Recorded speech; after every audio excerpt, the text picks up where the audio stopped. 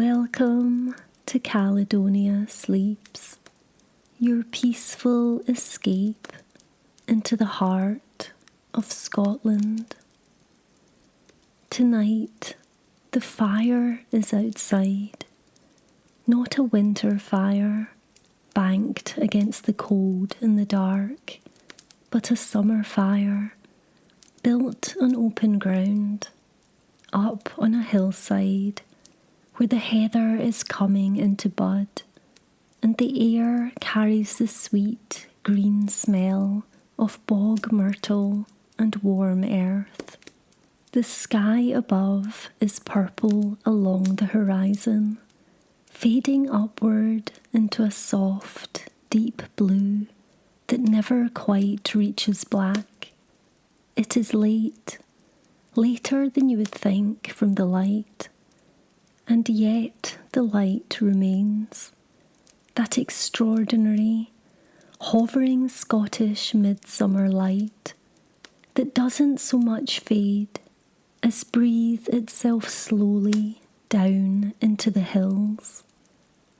I'm Claire, and this is Caledonia Sleeps, your fireside companion through the old stories, the old customs, and the old believing of this remarkable land. If this is your first time here, a very warm welcome to you. The best way to make sure you never miss an episode is to subscribe to the channel, and if you're enjoying what we do here, a like means more than you might think. It helps more people find their way to these old Scottish stories. And I always love to hear from you in the comments. Tell me where you're listening from tonight. Tell me if you have Scottish roots, or if Scotland simply has a hold on your heart. You wouldn't be the first. We have spent time together in the deep of winter, at the first breath of spring, at Beltane when the fires blazed on the hilltops and the cattle moved to the high pastures. Tonight we have come full circle to the longest days of the year, to the feast of St. John the Baptist, to the night the Scots called Feill, when bonfires burned on every conspicuous hill, from the northern isles to the borders, when the fairy folk were said to be at their most restless and jealous, when the wise went out in the last of the long light to gather plants of great power, and when the people of the summer shielings sat in darkness, so thin it was barely darkness at all, knowing that the year had reached its summit and was beginning, almost imperceptibly, to turn. Settle in, let the fire breathe. Tonight we go to midsummer Scotland. There is a small, beautiful confusion at the heart of this festival, and it is worth sitting with for a moment before we go any further. The astronomical summer solstice, the moment the sun reaches its highest point in the sky, the longest day in the purely mathematical sense, falls on or around the 21st of June. But the festival we're exploring tonight does not fall on the 21st. It falls on the 24th of June, the feast of the Nativity of St. John the Baptist, or on its eve, the night of the 23rd. In Scotland, the Gaelic name for this time is Faill, the Feast of John. In the Norse-shaped islands of the north, in Shetland and Orkney, it was called John's Mass, and it was also sometimes called the Fire of St. John's Feast, a name that tells you everything you need to know about how it was observed.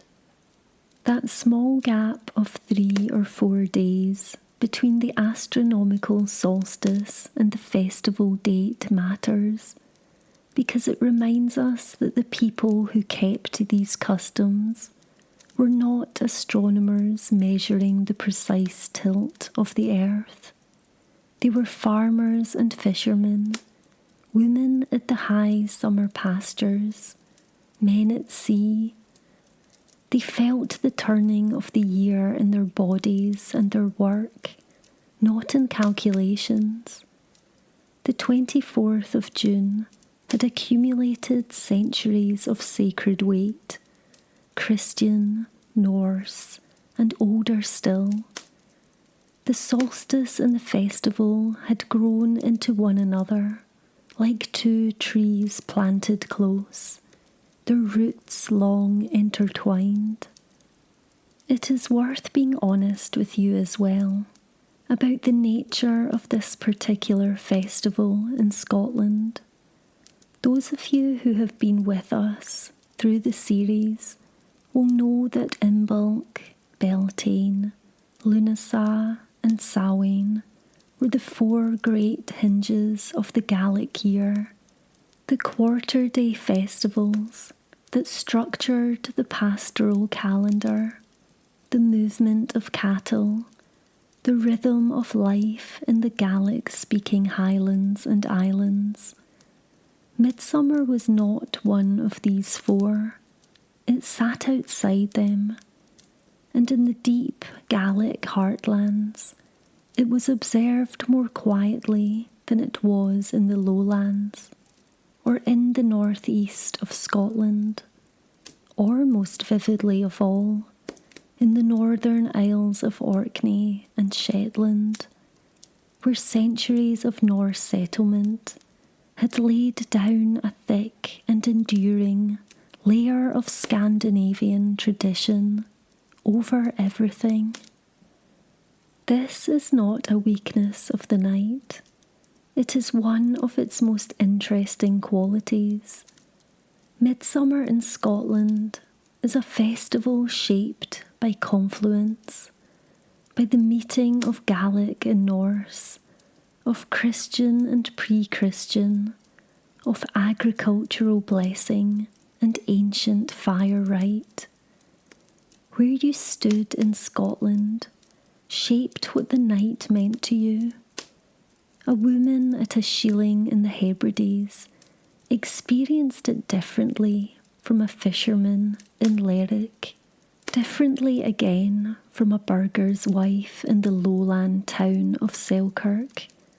The same long light fell on all of them, but what they did with it and what they believed about it varied with the land beneath their feet and the blood in their veins. What they shared was this, that the 24th of June was a night of power, a night when the ordinary rules of the world loosened slightly at their edges, when fire on a hilltop could carry blessing down to the fields below, when a plant gathered in the last of the long light was worth more than the same plant gathered on any other evening of the year, when the fairy folk rode out, restless and jealous of human abundance, and when the year, having climbed as high as it could, drew a long breath and began, quietly and without drama, to turn back toward the dark. The kirk knew perfectly well what was happening on the night of the 23rd and 24th of June, and did not approve. An act of the Scottish Parliament in 1581 prohibited midsummer fires, but customs older and deeper than parliamentary acts have a way of persisting.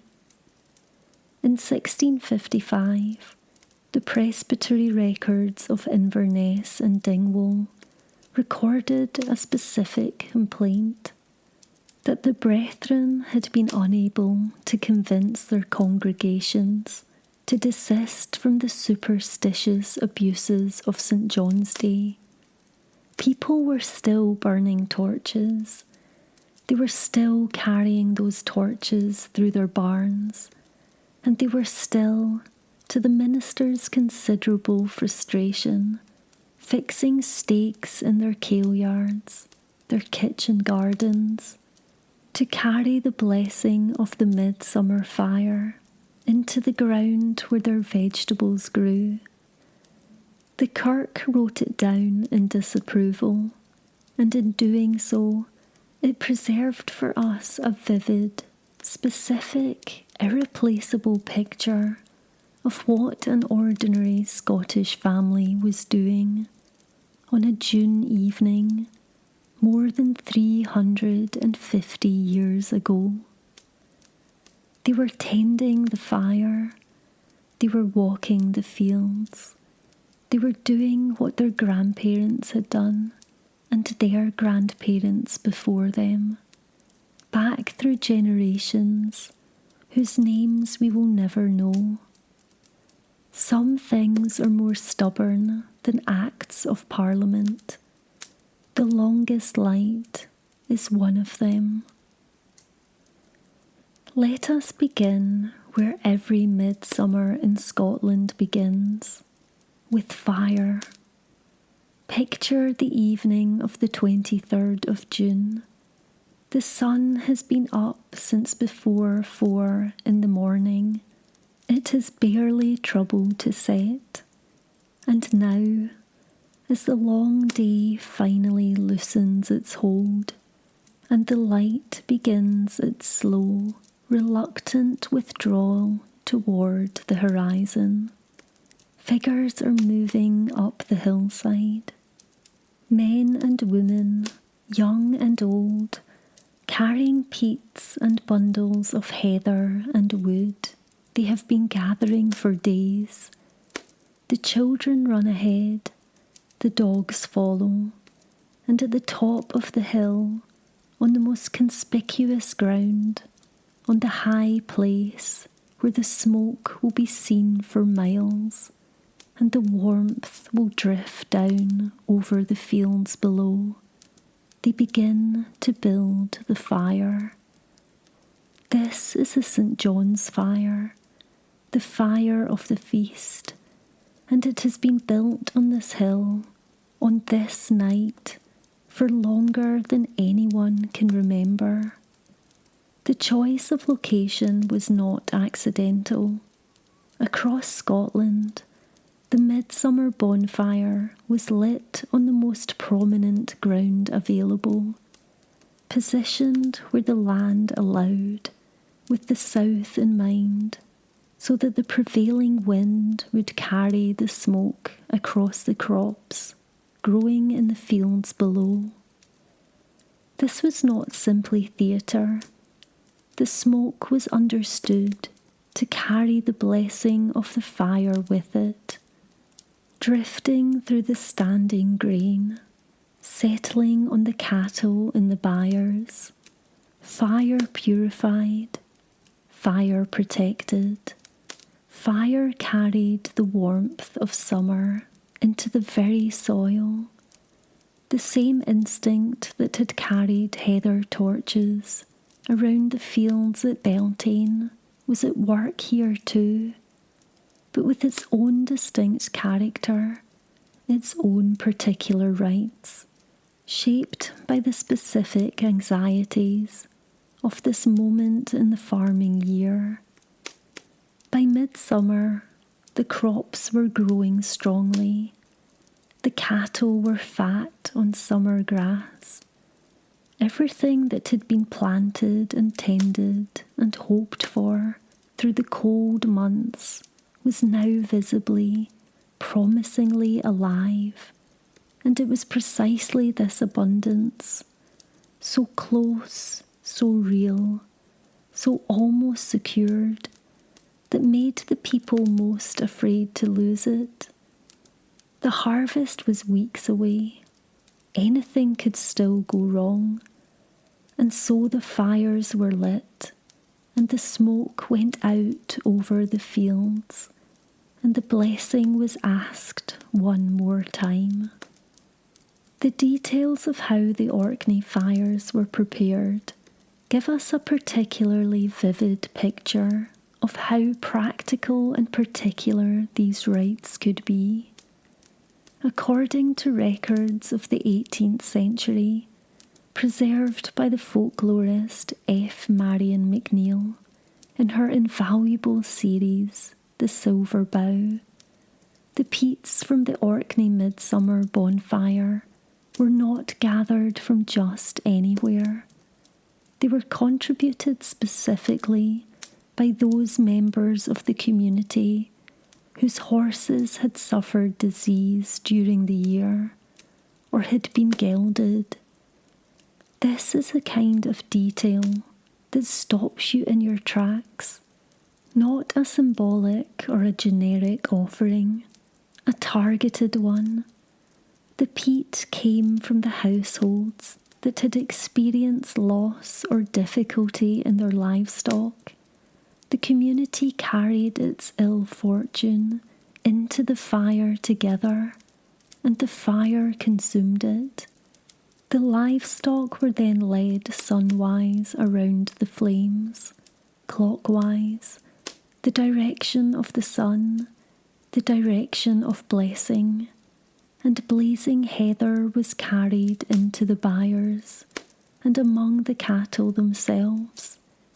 The heat and the smoke touching them directly, the protection made physical and immediate. Those Orkney bonfires, Ernest Marwick recorded in his Folklore of Orkney and Shetland, persisted well into the 1860s. For a fortnight before John's Miss Eve, the older boys and girls of each district would go out gathering fuel, peats and heather and wood, piling it ready for the night. And when the fire was finally lit, when that great blaze rose against a sky that never quite darkened, the young people danced and capered around it, and the boys pulled blazing torches of heather from the fire and ran with them across the hillsides, setting more heather alight, trails of orange sparks against the dim. Up to the mid-19th century, a few farmers in Rousey still carried the blazing heather into the byres and among the cattle to make them thrive. Elsewhere in Scotland, the head of the household would take a heather torch lit from the main fire and carry it home. Then, before the night was over, he would walk sunwise around the fields 3 times, the torch held aloft, the smoke trailing behind him, 3 times around the crops, 3 times around the byre, the blessing made in movement, in the walking of the boundary, in the physical act of encircling what you loved and what you needed, with fire and with intention. The young men stayed longer. They waited beside the bonfire as it burned down, the great blaze settling into a glowing bed of embers, and then, in a tradition shared with midsummer celebrations across much of Europe, they leaped, back and forth over the dying flames, higher and higher, the crowd watching and calling out. The height a man jumped was said to determine the height of that year's harvest. If you wanted tall grain, you leaped tall. There was something purely joyful in it, something that all the kirk's disapproval could not quite extinguish. Young men in the last of the midsummer light, pushing themselves against the heat and the glow, measuring themselves against the year. They stayed until the fire was fully spent. They stayed until the first light, which in midsummer Scotland was not long in coming.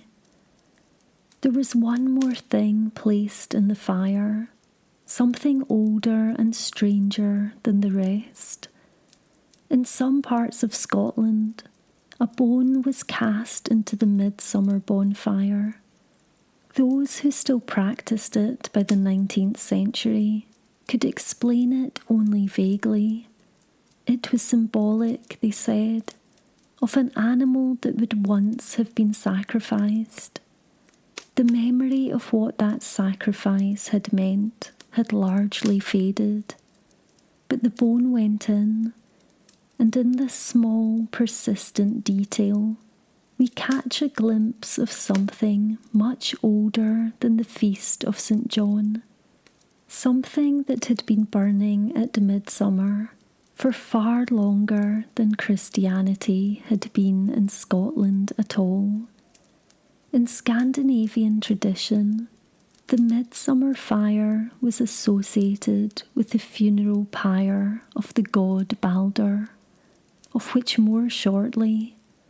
The bone in the Scottish fire may carry a similar echo, though whether it does is something scholars are careful to frame as a possibility rather than certainty. The ashes that remained in the morning were not swept away, they were kept. Some were put back into the hearth fire at home, connecting the sacred communal flame to the domestic one. Some were scattered into the corners of the fields, carrying the blessing of the midsummer bonfire into the soil itself. And some were simply stored, kept through the year as luck, evidence of a fire that had burned, a blessing that had been made, a night that had been properly observed. Around the fire, too, there was food and company. The good bread, a Scots word for festival baked goods, the kind of good white bread or sweet scone that would have been a genuine treat in a household where plain oatmeal was the daily staple, was passed around. There was ale, there was music and dancing, and the particular ease that comes when a community gathers, not out of obligation, but out of something older and more necessary, the need to mark a turning, together, with fire and food, and the full length of the summer night around them. Before everyone headed home, birch branches were hung over the doorways, protection for the household through the months ahead. The same instinct that hung rowan at other threshold times of year. The door was decorated, the house was prepared, and the summer, blessed and marked and honoured, could properly begin. It is worth pausing on what was felt, not just what was done.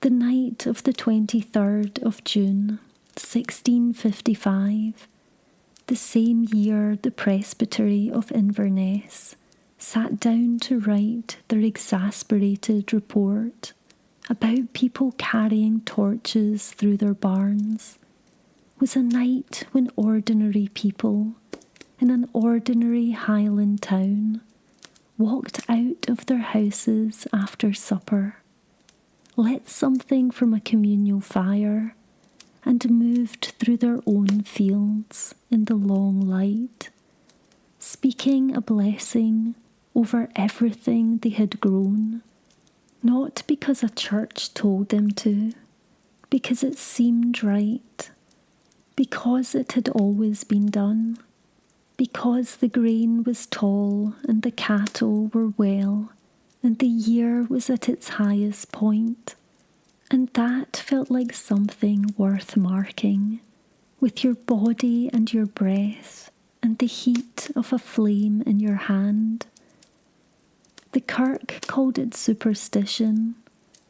We might call it something else. To understand what midsummer truly meant in the northernmost parts of Scotland, you have to understand the dark. Shetland sits at 60 degrees north.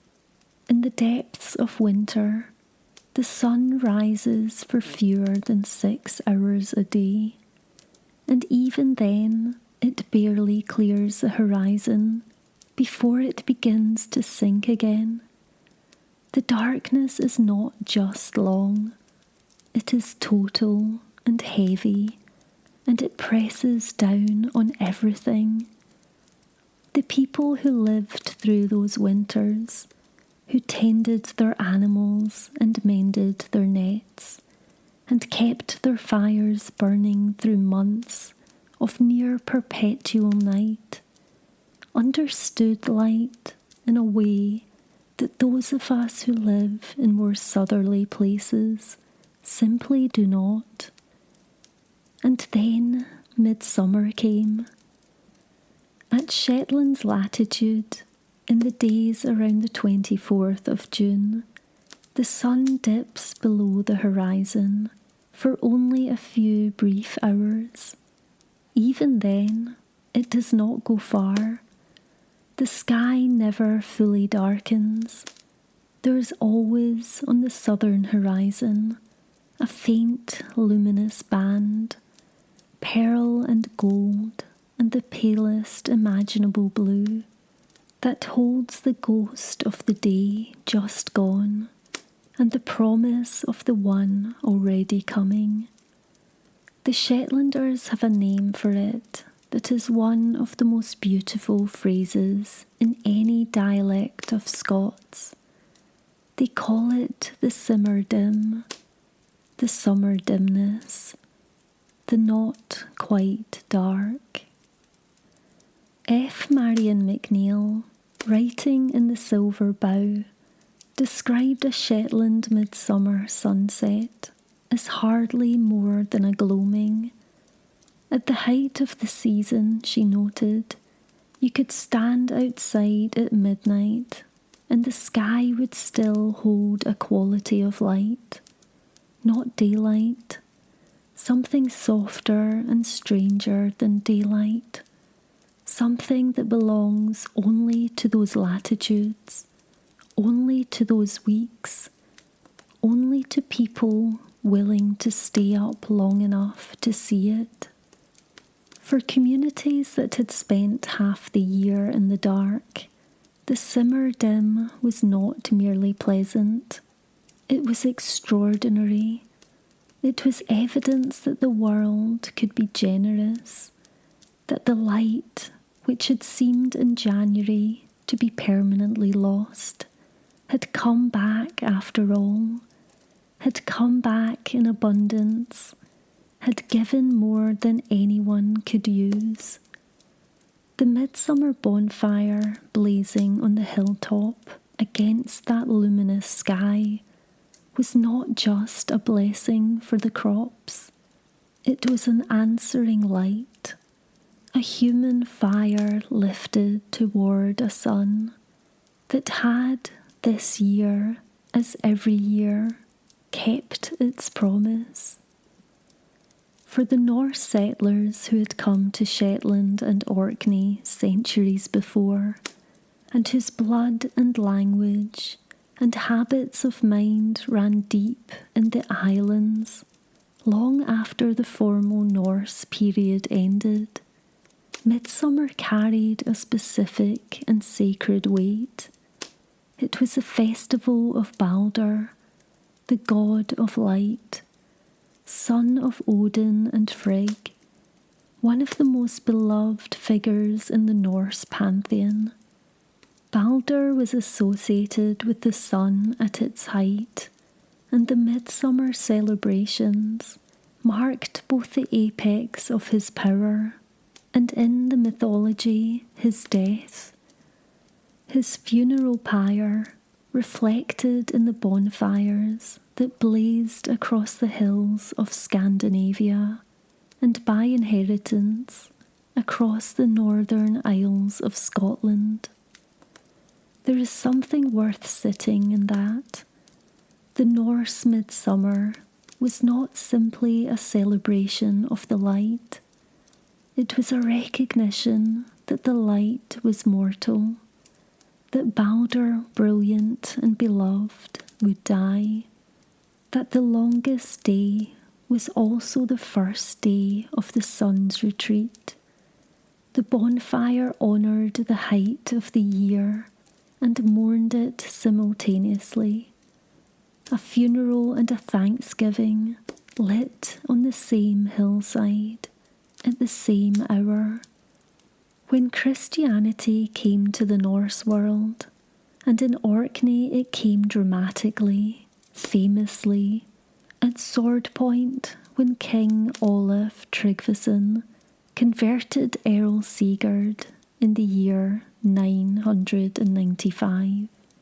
The Midsummer Festival was not extinguished. It was redirected. The feast of the God of Light became the feast of St. John the Baptist, the one who prepared the way for the light of the world. John's Mass, the name of John, laid over something far older and harder to name.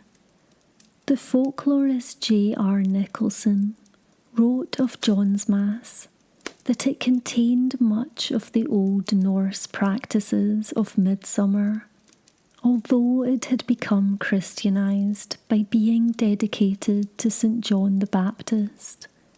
The fires continued, the dances continued, the bones went into the fire, only the name had changed. In Unst, the most northerly of the Shetland Islands, the midsummer celebration had a particular form preserved for us by the folklorist Jessie Saxby in her Shetland traditional lore, published in 1932. She called it the Simmermill Foy, the Midsummer Party, and described it as one of the most important festivals of the year, something she called, in the Shetland dialect of her informants, a Thanksgiving ceremony. Rows of stones were piled up, and onto them were cast bones of fish and animals, peats, straw, seaweed, flowers, feathers, even a tuft of wool. To these were added the ormels, the broken remains of any household article, and pelts, which is to say rags. On top of everything was set a small wooden cap, a cup containing a little fish oil. Reading that list again, bones of fish, peats, seaweed, flowers, feathers, wool, broken household things, rags, fish oil. This is not a grand ceremonial offering. This is everything the island had, everything that sustained life there, the sea's creatures, the land's fuel, the fabric of the household, the animals' wool, the very smell of the fishing boats. It was all placed on the fire together, a complete account of a community's life, offered up in smoke at the height of the year, and a fire that burned to its foundation without needing replenishment, Saxby's informant said. meant the best of all good luck for the year ahead. There was another midsummer gathering among the Shetland fishing communities, recorded in the old county folklore collections, that has always moved me for its plainness and its beauty. The fishermen gathered on Midsummer's Eve for what was called the Fisherman's Foy.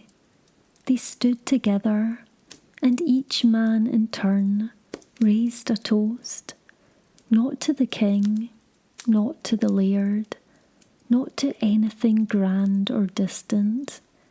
Each man said, "Lord, open the mouth of the grey fish, and hold thy hand about the corn."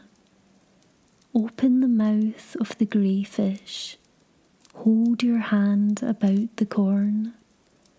In one sentence, sea and land both, the harvest of the water and the harvest of the field, the two things a Shetland family needed to survive the coming year, asked for simply, without ceremony, by men standing together in the long midsummer light. John's Mass was also, in a very practical sense, the hinge of the economic year in Shetland. From the 15th and 16th centuries, Dutch fishing vessels had begun arriving in great numbers in the waters around the islands each summer. They gathered in Bressay Sound, the sheltered bay between the island of Bressay and the mainland, and they waited. The law said they could not begin fishing until the 24th of June, and so they waited, hundreds of them, until John's Mass, and then the season opened.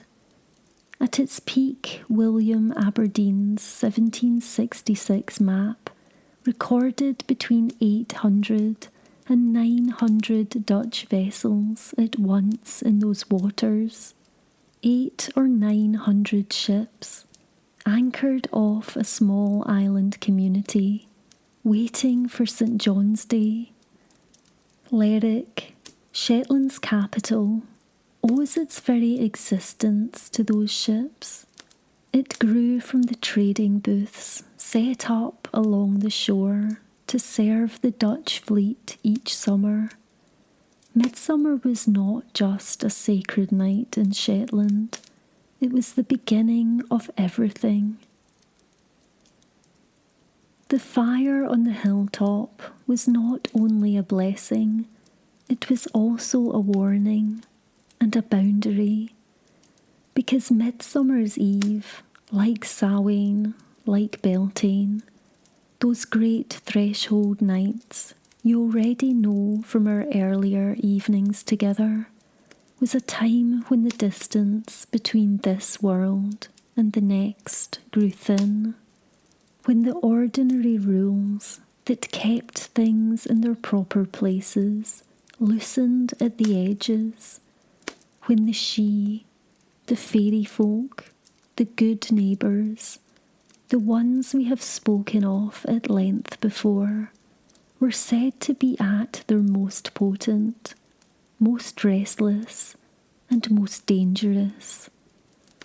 Throughout the year, the She watched human abundance with a particular attention. At those moments when the year was visibly abundantly full, when the milk was rich and the fields were green and everything was going well, they were at their most jealous, and midsummer, the peak of the year's richness, was the night above all others when that jealousy became active. The practical response was immediate and specific. No dairy produce was to leave the house on Midsummer's Eve. Not a cup of milk given to a neighbour. Not a pat of butter lent across the fence. The prophet, in the old sense, the goodness, the essence of the household's abundance, was not to be given away on this night, lest the she go with it and not come back. Those of you who remember our Beltane episode will recognise this instinct. It was the same protection against the same jealousy, renewed at the same height of summer.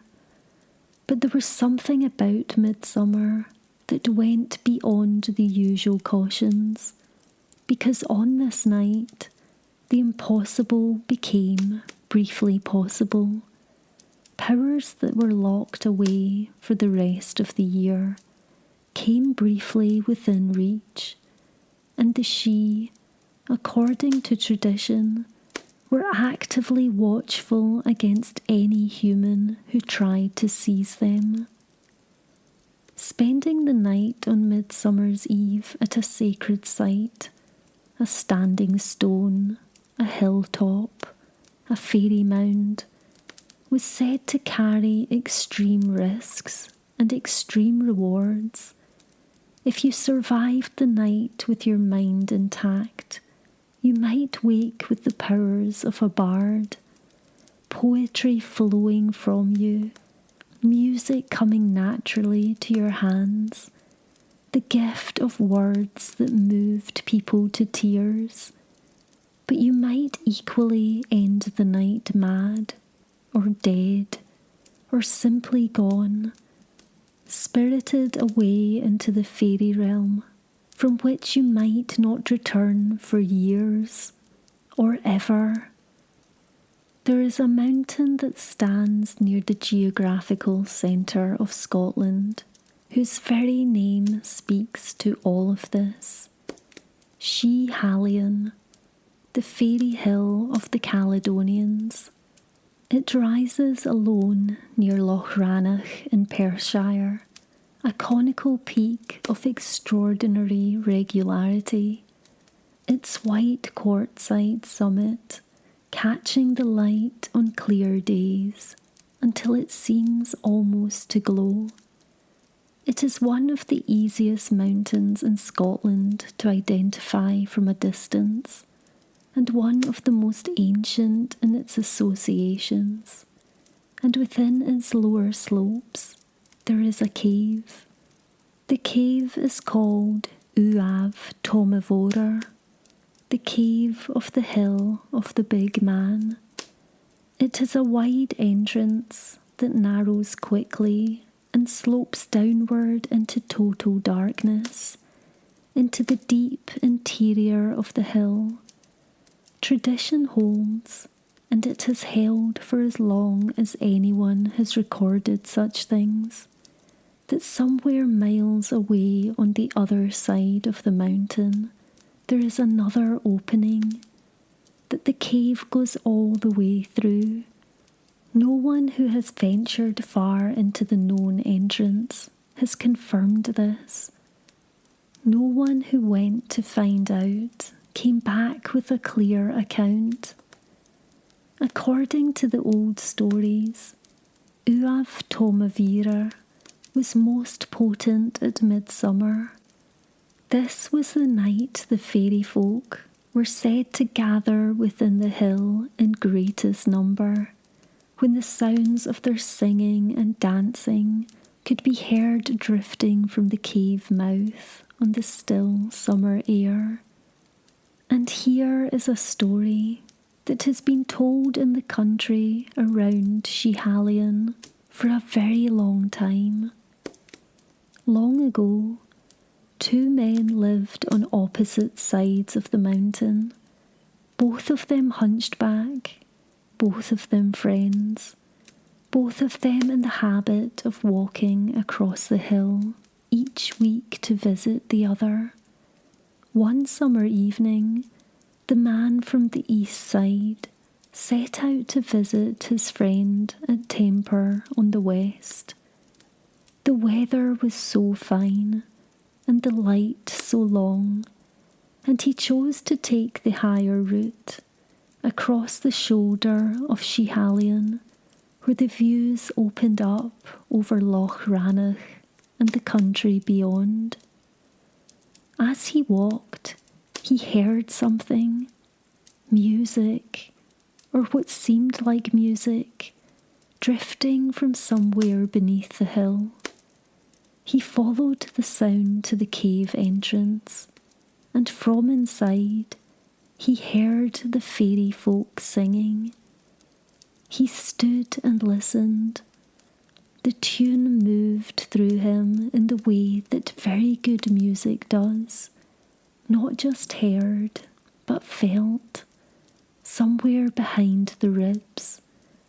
And when he had heard it long enough to know it, and to know what it needed, he opened his mouth and added a new line to the song. The singing stopped. Then it began again, differently. The fairy folk, it seemed, were delighted. They opened the hill to him and gifted him 3 things: that he would stand tall and lose his hump, that he would be in good health all his days, and that he would have plenty until he died. He came down from Schiehallion, straight and well and singing. He told his friend on the west side what had happened, and his friend, being a practical man and seeing an opportunity, went straight up the mountain the following Midsummer Eve, found the cave, and waited for the music. When it came, he too added a line, but his line was wrong, discordant, unwelcome, a disruption rather than a gift. The fairy folk were not delighted, and the friend came home from Schiehallion with 2 humps instead of 1. The message of the story is simple enough. The night gives, and the night takes. What you bring to it matters enormously. A genuine gift is met with generosity. A grasping imitation of generosity is met with something else entirely. It was not only the fairy mounds and the hilltop caves that carried danger on this night. The literary imagination of Scotland returned again and again to the power of St. John's Eve as a threshold between worlds. Sir Walter Scott, who spent his childhood in the border country, saturated in its ballads and its ghost stories, made St. John's Eve the pivot of one of his earliest and finest poems. The Eve of St. John, published in 1800, is set at Smailholm Tower, that stark peel tower in Roxburghshire, near the farm where Scott grew up, the tower whose silhouette he knew from childhood. In his poem, a dead knight returns to his lady on St. John's Eve, crossing back through the veil between the living and the dead on the one night in the year when such crossings were possible. Scott had absorbed the folklore of the border country so deeply that its rhythms were his own. He understood, as the people of that country understood, that St. John's Eve was a night when the dead could come home, when the rules were suspended, when what should be impossible was briefly not. The fire on the hilltop made sense on a night like this. The light was not only blessing, it was protection. Something to keep you visible, something to hold the dark at bay, not the literal dark, which barely came, but the other dark, the one that moved through the world, whether the sun was up or not. All through the long evening, while the bonfire burned on the hillside and the young men waited to make their leap, there were those who were not at the fire at all, or not yet. They were out in the fields and the hillsides, in the last of the summer light, moving quietly through the grass, looking for something. There was a belief held across Scotland that the plants of the earth were at their most powerful on this one night of the year, not because they had changed in any outward way. The same leaves, the same flowers, the same stems that had been there yesterday, but the night itself was changed with something, and the plants drew it in. A herb gathered on any other evening was a herb. A herb gathered on Midsummer's Eve was something considerably more. And chief among them all was the plant the Gaelic world knew as the plant of St. John the Baptist. We know it today as St. John's Wort. In the Western Isles it went by another name entirely, the armpit package of Columba, of St. Columba himself. The name tells you exactly how it was used. The plant was tucked under the left armpit, close to the heart, carried against the skin as a charm.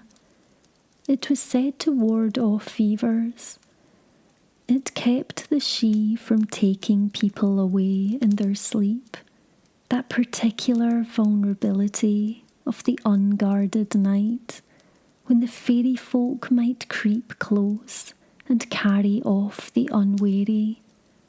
It was hung above the door alongside a cross. It was burned in the bonfire or scattered in the fields. And it was most powerful. This is a detail that Carmichael's Carmina Gadelica is careful to preserve. When it was found by accident rather than intention, a plant you were specifically looking for had some virtue.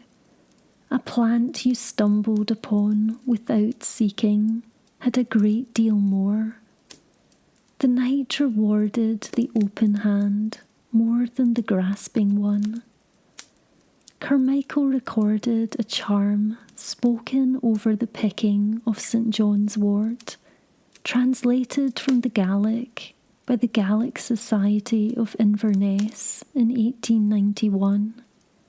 It goes like this: the herb of St. Columba, unsought for, unasked for, fortunate is he who would get it. I will cut the foliage of prosperity, as commanded by the High King. Wherever it is put up, it will win victory and command homage. Unsought for, unasked for, found by the grace of the night, not by the will of the seeker. Other plants were also sought on this night, some of them, it must be said, botanically impossible to find at midsummer.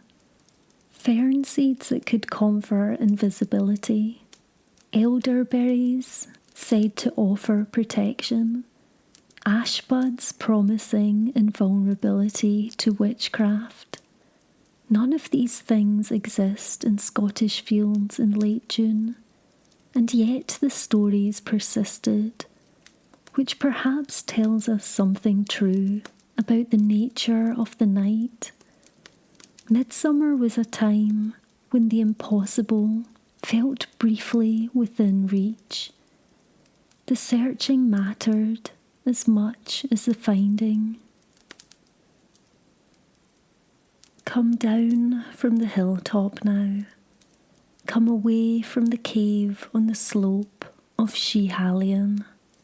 Follow the track that winds up from the valley floor into the higher ground, where the air is different, lighter, cooler, carrying the faint mineral smell of high moorland and the richer green scent of grass that has never been cut, grass that has simply grown all spring without interruption, thick and sweet and full of clover.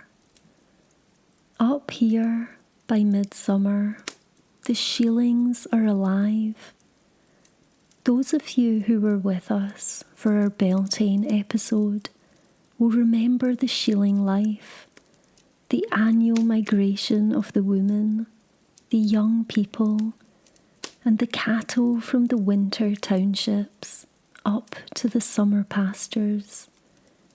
The departure at Beltane, the return at Samhain, weeks of life in small stone or turf huts at altitude, making butter and cheese from the rich summer milk, watching the cattle graze on grass that the lowland fields could not provide.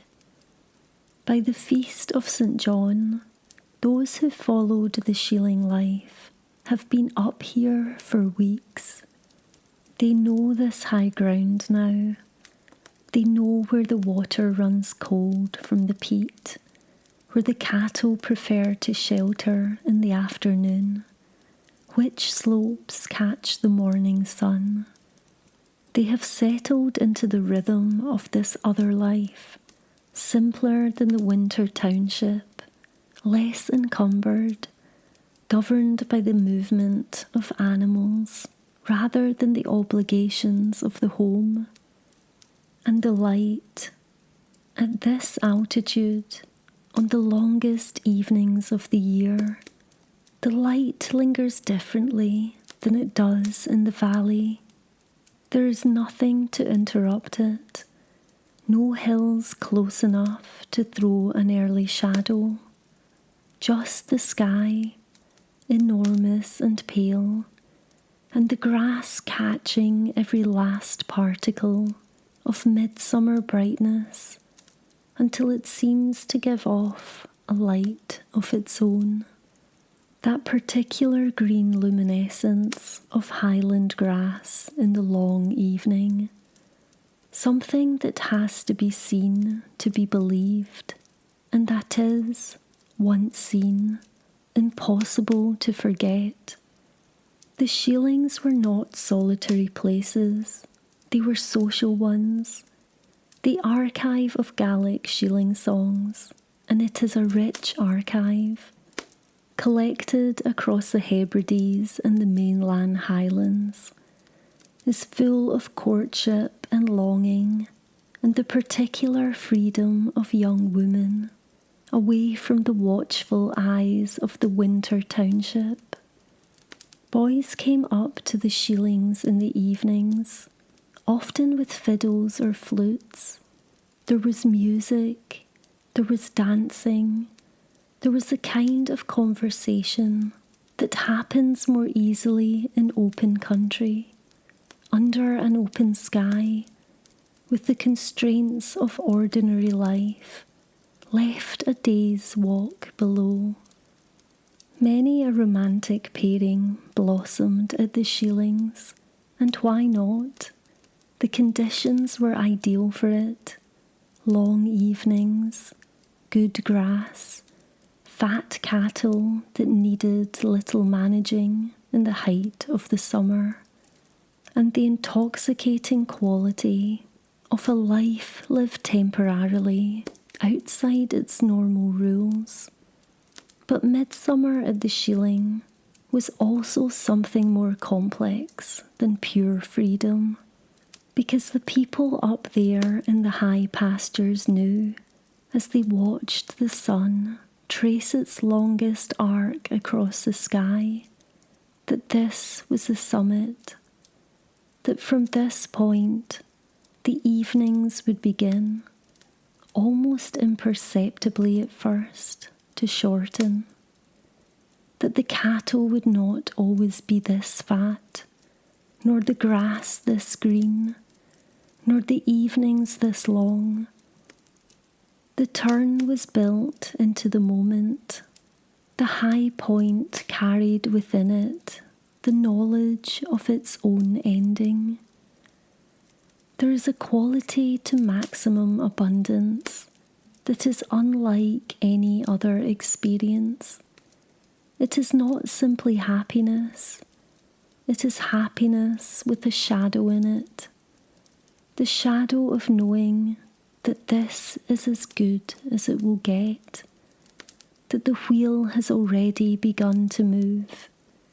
The people of the shielings, who knew the year in their bodies, who had lived through enough winters to understand what scarcity felt like, would have felt this acutely at midsummer.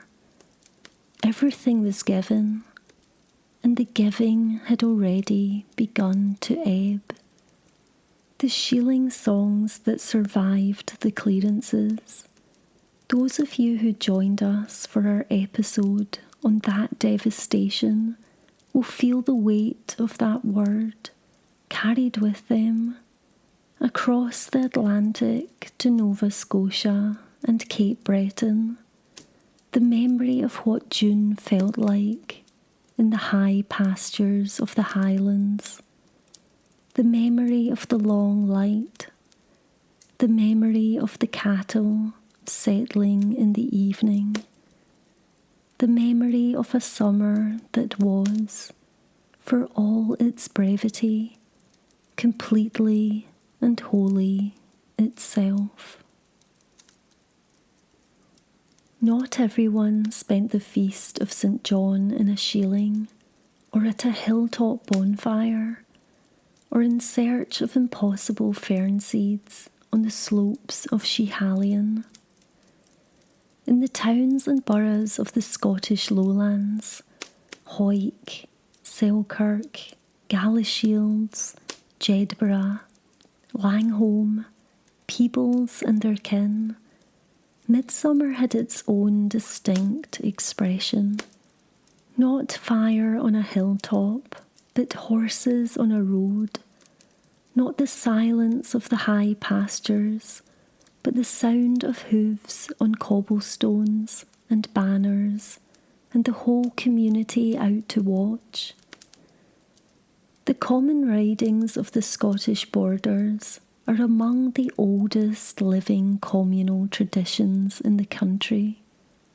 Their formal origins lie in the medieval practice of riding the marches, the boundaries of the borough's common land, to ensure that no neighbouring laird had encroached, that the stones and cairns that marked the edges of the community's world were where they had always been, in the lawless border country, where cattle raiding and land disputes were facts of daily life.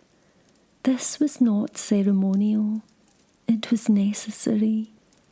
The boundaries had to be ridden, witnessed, confirmed.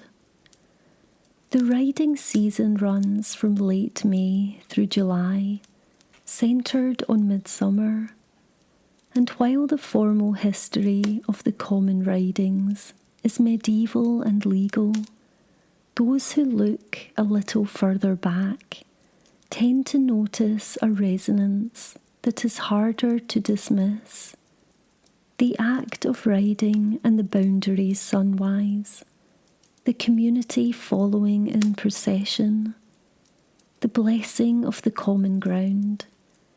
This is the same instinct that sent a Highland farmer walking 3 times around his field with a heather torch on St. John's Eve. Different clothes, different century, different register entirely, but the same deep impulse to know where your world ends, to walk that edge deliberately, to make the boundary real by the act of your body tracing it.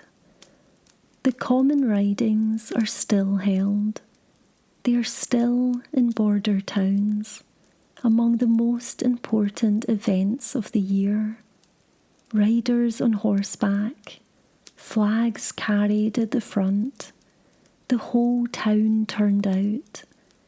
It is one of those Scottish traditions that has never needed to be revived because it was never truly abandoned. It simply continued year after year, adjusting to each century without losing its core. There is another thread of midsummer tradition in the lowlands that tends to surprise people when they encounter it for the first time. St. John the Baptist is the patron saint of Freemasonry, and the Masonic lodges of Scotland, particularly in the borders, kept St. John's Day as one of their great festival dates. At Melrose, the proceedings were recorded in detail. After the election of the year's new office bearers, the brethren walked in procession 3 times around the cross. 3 times, the same sunwise 3 that went around the fields, the same 3 that went around the byre. Then they dined together. Then, as the summer evening drew in, they turned out again with lit torches, walking in procession to the abbey, to end the evening beside the stones of one of the greatest and most ruined of Scotland's medieval buildings, beside the place tradition holds where the embalmed heart of Robert the Bruce was buried. There is no clean line between the ancient and the modern in a country like this. The midsummer procession with torches to the abbey is also always a procession through everything that came before. The fire on the hill has burned down now. Not out, not yet.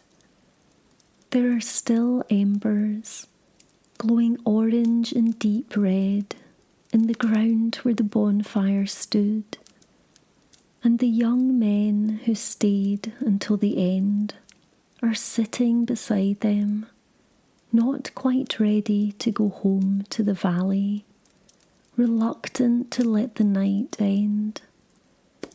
The sky to the northeast is already lightening. It was never fully dark. It never is up here in June. We have travelled a long way tonight, in the company of the longest day. We stood on the hilltop in Orkney and watched the flames rise against a sky that barely darkened, while the livestock were led sunwise through the smoke, and the blessing went out over the fields.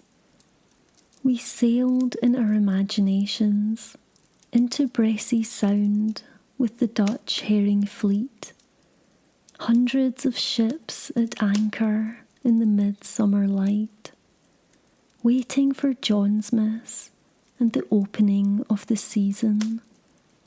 We stood in Unst and watched a bonfire built from everything an island life contained. Fish bones and feathers and wood and oil, and understood that what was being offered to the fire was not a symbolic gesture, but a complete account of a community's existence, given back to the night that made it possible. We listened on the slope of Schiehallion, to music rising from the dark interior of the hill. We heard the story of a man who added a line to the fairies' song and came home straight and well in singing. We felt the particular quality of the midsummer night, that sense of impossible things becoming briefly possible, of the rules loosening just enough to let something through.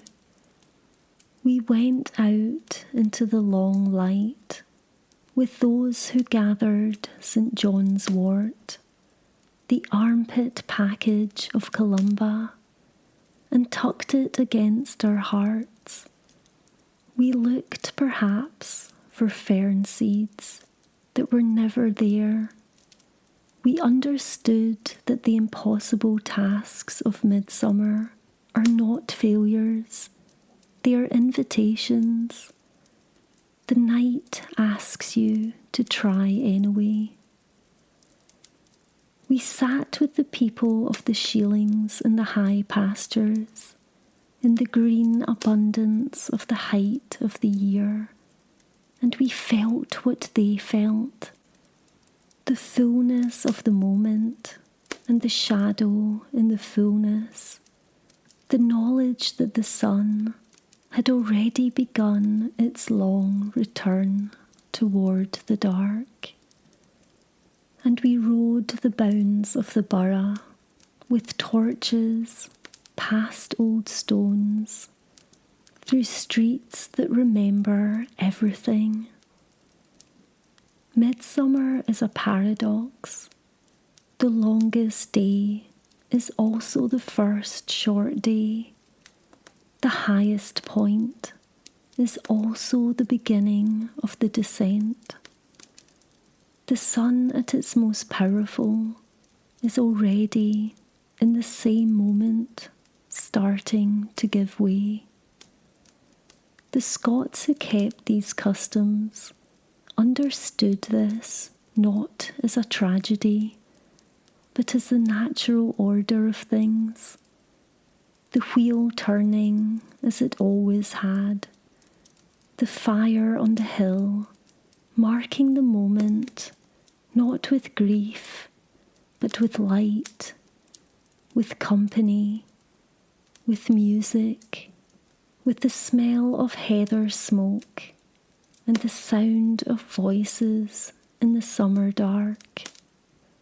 There is something in that worth carrying with you, the knowledge that the peak of something is not the end of it, that the turning of the year is not a loss but a rhythm, that the light will come back, as it always has, as it always will, and that the wisest thing you can do at the height of any good thing is to be present in it, to build the fire, to walk the boundary, to tuck the yellow flower close to your heart and let it do its work. The embers on the hill are cooling now. The sky is the colour of pale silk in the east. Someone will walk home through the dew-wet grass with ashes in their pocket and heather smoke in their hair, and the year ahead of them, and everything still possible. Rest now. Let the long light hold you. Let the simmer dim do what it does. That soft, luminous, not quite dark, that is one of the most extraordinary gifts this part of the world has to offer. The sun has not truly set. It is only resting, and so are you. If these old stories of Scotland have brought you comfort tonight, or wonder, or simply a few hours of peaceful company, I would love it if you would leave a comment and tell me where you listened from. There is something I find quietly extraordinary about the thought of all of you scattered across the world, connected by these old stories in the small hours of your own nights. Like and subscribe if you'd like to stay with us. There are so many more stories still to tell. Sleep gently wherever you are. Good night from the fireside. Good night from Scotland. Good night.